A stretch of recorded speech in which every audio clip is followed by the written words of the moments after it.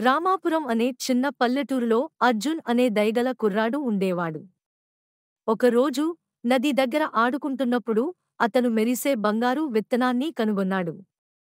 విచిత్రమేమిటంటే దాన్ని తన పెరట్లో నాటి ప్రతిరోజూ నీళ్లు పోసేవాడు. రాత్రిపూట మొలకెత్తి ఒక వారంలో పెద్ద మామిడి చెట్టుగా మారింది. ఆ చెట్టు ప్రత్యేకత ఏమిటంటే అది చీకటిలో మెరిసే బంగారు మామిడులను ఇచ్చింది. అర్జున్ ఒక మామిడిని పండించి తెరిచి చూసినప్పుడు అందులో ఒక మెరిసే రత్నం కనుగొన్నాడు. చెట్టు మాట్లాడింది, అర్జున్, ఈ మామిడికాయలు మాయాజాలం. అవసరమున్న వారికి జాగ్రత్తగా పంచు. అర్జున్ అలా చేయడానికి వాగ్దానం చేశాడు. వార్త త్వరగా వ్యాపించింది. కాబట్టి దొంగలైన ప్రజలు మామిడికాయలు చోరీ చేయడానికి వచ్చారు. కాని చెట్టు వారికి పండ్లు ఇవ్వడానికి నిరాకరించింది.